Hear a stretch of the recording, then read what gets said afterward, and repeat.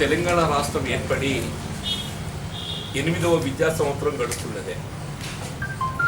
అంటే వాస్తవంగా తెలంగాణ రాష్ట్ర ఏర్పాటు సాధనలో ఉద్యమంలో ప్రధాన పాత్ర పోషించింది విద్యార్థులని చెప్పక తప్పది.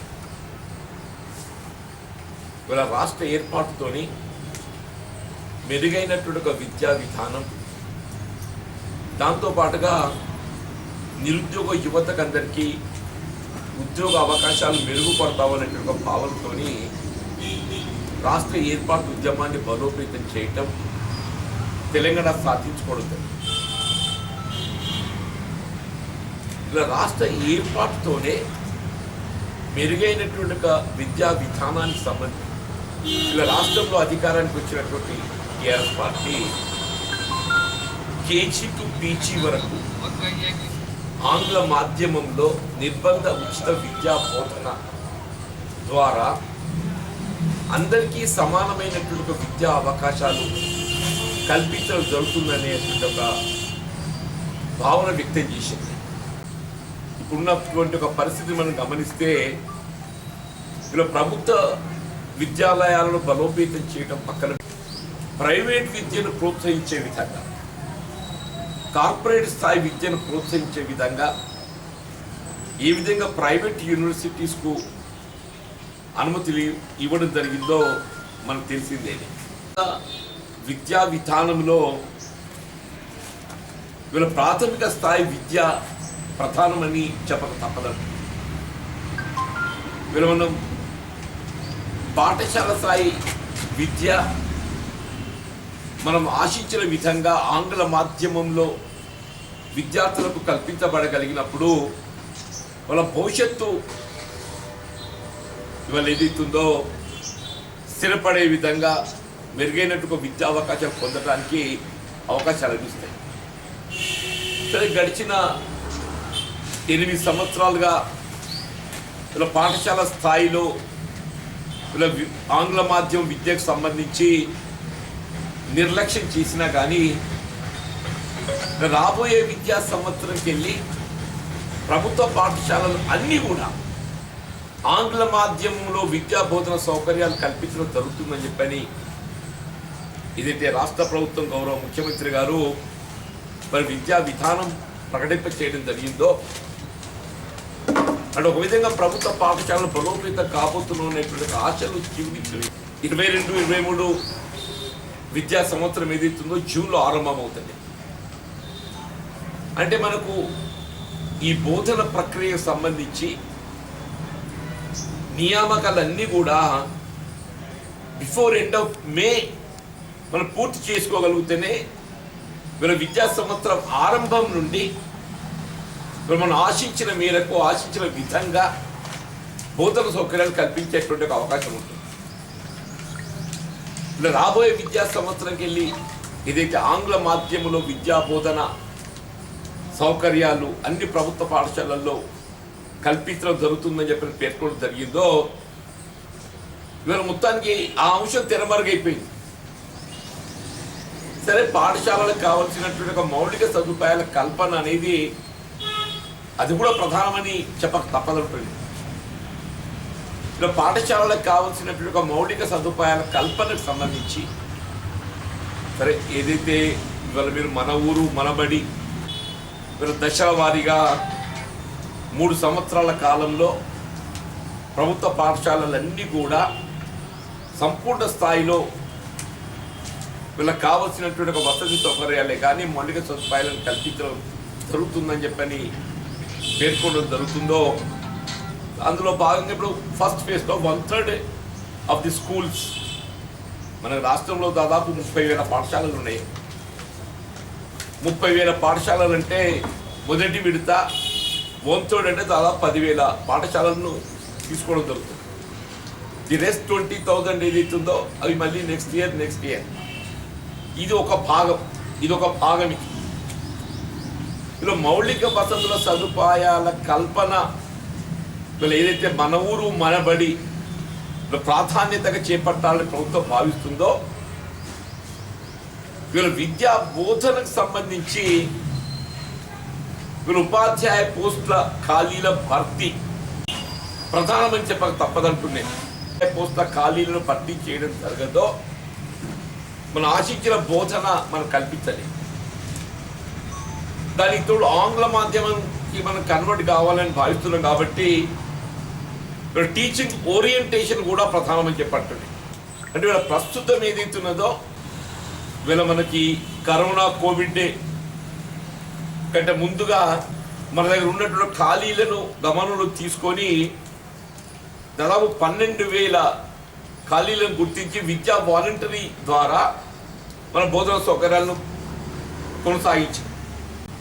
ఇప్పుడు ఈ విద్యా సంవత్సరం 21-22కు సంబంధించి ప్రభుత్వ పాఠశాలల్లో విద్యార్థుల సంఖ్య పెరిగిపోయింది. అంటే పెరిగిన విద్యార్థుల సంఖ్యకు అనుగుణంగా ఖాళీలు కూడా మనం భర్తీ చేసుకోవాలి.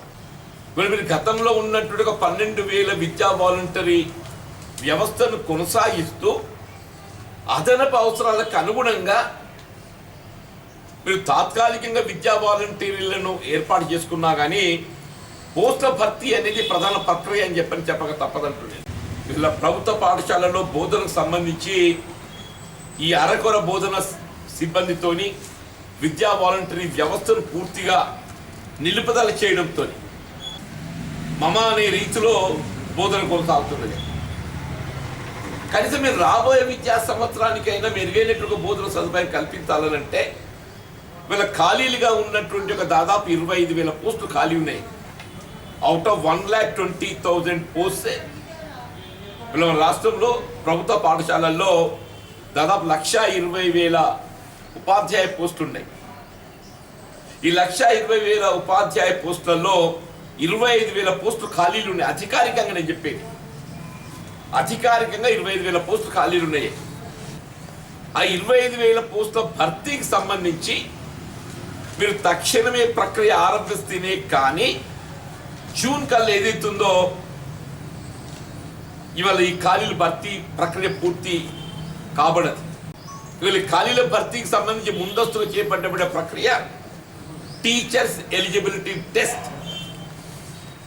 నేనేది చెప్పంటూ నేను ప్రతి సమావేశంలో శాస్త్ర సభ్యుడిగా ఉన్న కాలంలో కానివ్వండి, శాస్త్ర మండలి సభ్యుడిగా ఎంపికైన తర్వాత కానివ్వండి, టీచర్స్ ఎలిజిబిలిటీ టెస్ట్ అనేది మొత్తం రాష్ట్రం ఏర్పడ్డప్పటికీ ఒకేసారి నిర్వహించింది. రాష్ట్రం ఏర్పడ్డప్పటికీ ఒకేసారి నిర్వహించింది. మీరు ప్రభుత్వ పాఠశాలలే కాదు, ఈవెన్ ప్రైవేట్ పరంగా బోధన సిబ్బందిగా నియామకం చేపట్టబడాలన్నా కానీ one must qualify teachers eligibility test. మాత్రం ఏదైతుందో ఉపాధ్యాయ పోస్టుకు అర్హత అనేది టీచర్స్ ఎలిజిబిలిటీ టెస్ట్. అంటే మీరు ఖాళీలు భర్తీ చేయాలంటే ఏం చేయాలి? ముందుగా టెట్ టీచర్స్ ఎలిజిబిలిటీ టెస్ట్ నిర్వహించాలి. నేను లిఖితపూర్వకంగా కూడా ప్రభుత్వానికి విజ్ఞప్తి చేసింది, ఇంతవరకు చలనం లేదా. మరి మీరు మార్చిలోగా టీచర్స్ ఎలిజిబిలిటీ టెస్ట్ ప్రక్రియ పూర్తి చేయగలిగితే అట్లీస్ట్ ఏప్రిల్లో ఏదైతుందో మీరు టీచర్స్ రిక్రూట్మెంట్ ప్రక్రియ చేపట్టగలుగుతారు. మార్చ్ చివరిలోగా టెట్ నిర్వహింపచేసి దాని ఫలితాలు వెల్లడిస్తే ఆ అర్హతకు అనుగుణంగా మీరు ఏప్రిల్లో ఏదైతుందో కనీసం టీచర్స్ రిక్రూట్మెంట్కు సంబంధించినటువంటి ప్రక్రియ ఆరంభించగలుగుతారు. అంటే టీచర్స్ రిక్రూట్మెంట్ ప్రక్రియ అని చెప్పంటే రిటర్న్ టెస్ట్. మీరు ఏప్రిల్లో రిటర్న్ టెస్ట్ గంట నిర్వహింప చేయగలిగితే మేలో దాని ఫలితాలు రావటము, సెలెక్షన్ ప్రాసెస్ అంతా కంప్లీట్ చేసుకుంటే అట్లీస్ట్ బిగినింగ్ ఆఫ్ జూన్ మనకు ఈ నియామక పత్రాలు అందింపచేయగలుగుతారు. నేను దయచేసి గౌరవ ముఖ్యమంత్రి గారిని మీరు ఇప్పటికైనా మీరు ఏ ప్రభుత్వ పాఠశాలల బలోపేతానికి ఇలా మన ఊరు మనబడి కార్యక్రమాన్ని ప్రాధాన్యతతో చేపట్టబడడం జరుగుతుందని చెప్పని పేర్కొంటున్నదో వి వెల్కమ్ ఇట్. కేవలం మౌలిక సదుపాయాల కల్పనతో మాత్రమే బోధన సౌకర్యం పూర్తి కాదు. మౌలిక సదుపాయాల కల్పన ఒక భాగం మాత్రమే. బోధనా సిబ్బంది రిక్రూట్మెంట్ అనేది ప్రధానమని చెప్పంటున్నాను. ఆ బోధనా సిబ్బంది రిక్రూట్మెంట్ సంబంధించి టెట్ అనేది టీచర్స్ ఎలిజిబిలిటీ టెస్ట్ మీరు మార్చి మాసం చివరిలోగా ఫలితాలు వెల్లడింపబడే విధంగా పరీక్ష నిర్వహింపచేయండి. సో ఏప్రిల్లో టీచర్స్ రిక్రూట్మెంట్ టెస్ట్ లిఖితపూర్వక పరీక్షను నిర్వహింపచేయగలుగుతుంది. మేలో దాని ఫలితాలు వచ్చినా కానీ you can fill up the vacant post. దాదాపు 25,000 గుర్తింపబడ్డ ఖాళీలు ఉన్నాయి. 25,000 గుర్తింపబడ్డ ఖాళీలు ఉన్నాయని చెప్పంటుంది. ఇప్పుడు నేను పాఠశాలలకు మౌలిక సదుపాయాల కల్పన ఏదైతే చేయడం జరుగుతుందో దాని నిర్వహణ అనేది కూడా ప్రధానమని చెప్పంటున్నాను. ఆ నిర్వహణ బాధ్యత అనేది సక్రమంగా లేకుంటే ఇవాళ మీరు ఈ నిర్మాణం అనేది మనం ఫలితాన్ని ఇవ్వదు అని చెప్పంటున్నాను. వీళ్ళ గతంలో మనకు అసలు వాస్తవంగా ఈ ఊడ్పర్లను నియామకం పూర్తిగా నిలిపేసింది. ఒకప్పుడు ఉమ్మడి రాష్ట్రంలో పార్ట్ టైం స్వీపర్స్ నియామకం ఉండే ఉమ్మడి రాష్ట్రంలో.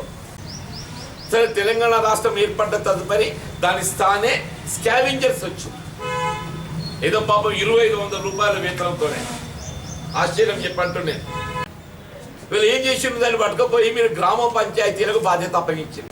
గ్రామ పంచాయతీలకు వాళ్ళకున్నటువంటి ఒక పారిశుద్ధ్య కార్మికులు వాళ్ళకే సరిపోవటం లేదు.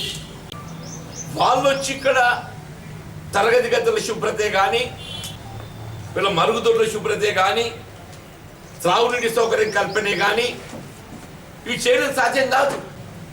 వీళ్ళు ఏ 30,000 పాఠశాలలు మన రాష్ట్రంలో ప్రభుత్వ పరంగా నిర్వహిస్తున్నాం అని చెప్పి భావిస్తున్నామో ఇలా 30,000 మంది కనీస ఊడ్పర్ల నియామకం ప్రధానమని చెప్పి అంటున్నాను.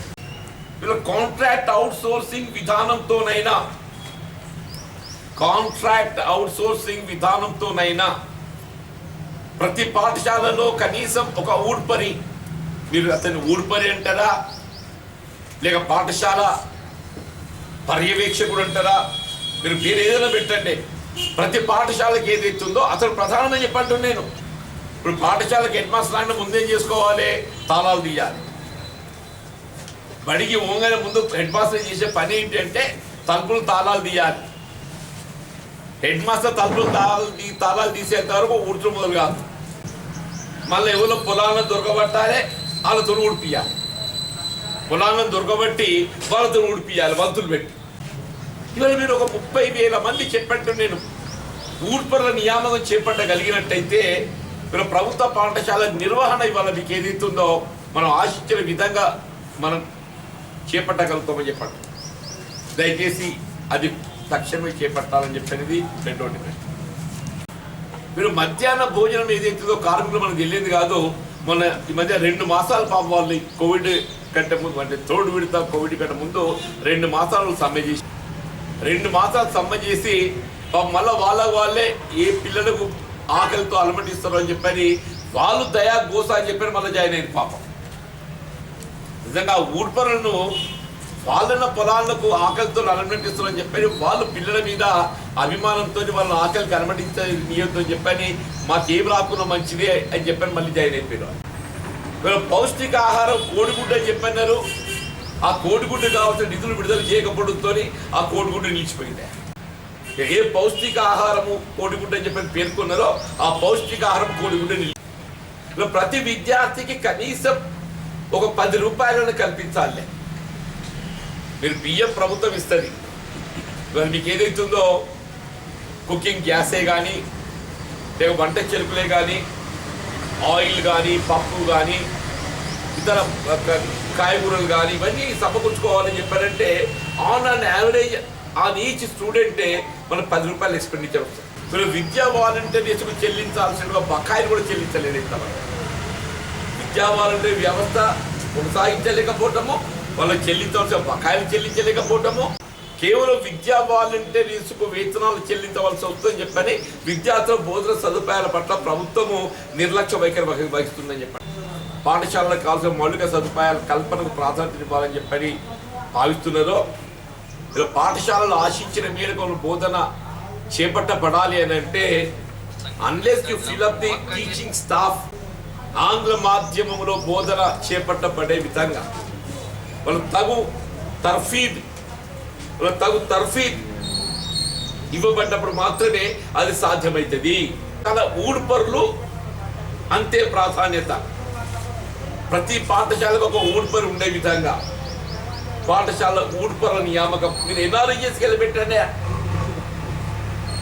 ఎన్ఆర్ఈజీఎస్ కింద పెట్టండి. ఇవాళ మీరు చేపట్టబడే హరితహారం మెడికల్ చేస్తుండ్రు ఎన్ఆర్ఈజీఎస్. మీరు ప్రభుత్వ పరంగా అమలు చేపట్టబడేటువంటి ప్రతి కార్యక్రమాన్ని ఎన్ఆర్ఈజీఎస్కి లింక్ చేస్తున్నారు. మీరు పాఠశాలలో పరిశుభ్రత కూడా ఏదైతుందో దర్ ఇస్ నో రాంగ్. మీరు పేరు ఏం పెడతారో పెట్టండి. ఒక కూలీని ఏదైతుందో కేటాయింపు చేయండి. నెలకు ఒక 10,000 రూపాయలు కనీస వేతనం లభింపబడే విధంగా, నెలకు ఒక కనీస వేతనం 10,000 రూపాయలు లభింపబడే విధంగా ప్రతి పాఠశాలకు ఒక ఊడ్పర్ని. మూడవది మధ్యాహ్న భోజనాన్ని స్ట్రీమ్ లైన్ చేసి పాఠశాల విద్యార్థుల పౌష్టికాహారం కల్పన. వాళ్ళు పాపం మధ్యాహ్న భోజన కార్మికులు ఏదైతుందో వాళ్ళ ఉసురు మన కొట్టకుండా పిల్లల భవిష్యత్తు దోహదపడే విధంగా మీరు కాదంటే ఒక పని చేయండి. ఇవాళ తిరుబండారాలు కావాల్సినట్టు సరుకులు అన్నీ మీరే ఇవ్వండి. ఏ విధంగా ఇవాళ వెల్ఫేర్ హాస్టల్స్లలో రైస్తో పాటుగా పప్పు ఉప్పు అన్నీ ఏదైతే ప్రభుత్వం కల్పిస్తుందో మీరు కావాల్సినటువంటి ఒక సామాగ్రి, వంట సామాగ్రి మొత్తం మీరు కల్పించి ఆ వండి పెట్టేది ఏదైతుందో నెలకు 5,000 వంతిస్తులో ఇవ్వండి. ఏదో ఒక రకంగా కానీ అది మెరుగైన రీతిలో మనం నిర్మింపబడే విధంగా చర్యలు చేపట్టబడ్డప్పుడు మాత్రమే మన ఆశ్చర్య ఫలితాన్ని పొందుతామని చెప్పండి. ఇది రేపు రాబోయే సమావేశాల్లో ఇది ప్రాధాన్యత అంశంగా దీన్ని చర్చించడం జరుగుతుంది.